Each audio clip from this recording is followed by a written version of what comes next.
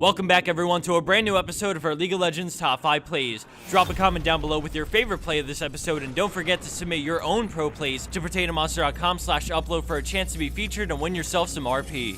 Without further ado, we're going to get into our number 5 play with the Volibear that perhaps has the most fitting name for his champion, I Flip Desks. At the start, we see the enemy team pushing to take mid tower when all of a sudden Morgana lands a Dark Binding on the enemy AD carry and Volibear springs into action. He dives straight after her, flipping her over on contact as he pops his ultimate, dealing nice AoE damage as Janna monsoons everyone away but him, and he scoops up the kill on Ashe, followed by the chomp on Janna for the double. Morgana lands her Q and he anticipates the flash right after, so as it ends, he rolling thunders to flip him way back, granting him the triple. As Morgana backs off, he pursues onto Ahri, bringing her low, and then the friendly Wukong jumps onto her with his ultimate as she misses her flash, but the flash from Wukong would have been death either way, but this way he grabs the quad. Staying true to his name and nature, he flips Nasus back, guaranteeing the kill with the final frenzy for the well-played pentakill on Volibear.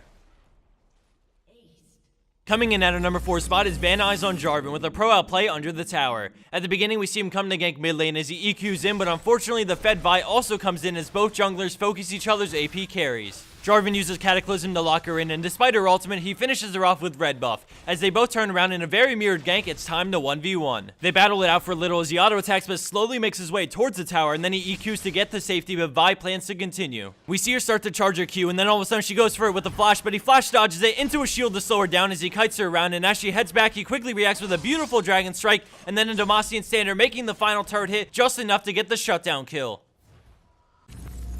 Scoring in at third place is Faxar and Morgana, and we start right in the heart of this battle. She drops really low but perfectly flashes the Vi as Fiddlesticks comes in with his ultimate and she escapes into the jungle, getting hit by Ezreal's ult and dropping so low. After they kill Fiddlesticks, they swap to her. She lands a Dark Binding into Tormented Soil on Singed and then pieces out towards top lane. Kennen East to catch up, but she spell shields the Shuriken Toss, and then Zanya's the auto attack while waiting for help. Irelia jumps on Kennen, bringing her low enough so that she can Dark Binding for the kill, healing off her passive and continuing to chug potions as Singed and Vi close in on her. All of a sudden, she turns with an Ignite auto attack as she keeps cutting back and grabs the kill. She drops so incredibly low, but turns with her W to spell vamp a little and then Dark Bindings to keep her alive as she runs back to the tower and grabs the triple. Great use of her passive, good kiting, and quick reactions earns this play the number 3 spot. Man, I'm glad that's over. That was so close. Oh wait, Sona comes out of nowhere, but a beautiful Dark Binding roots her and heals for plus 92, just barely keeping her alive through the crescendo for the 4th kill in this intense play.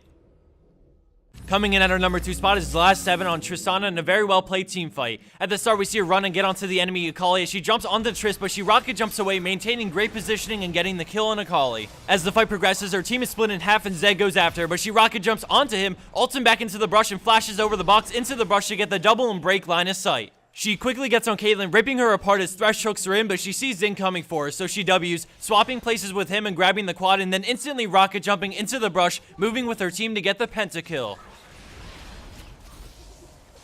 Really, Leona?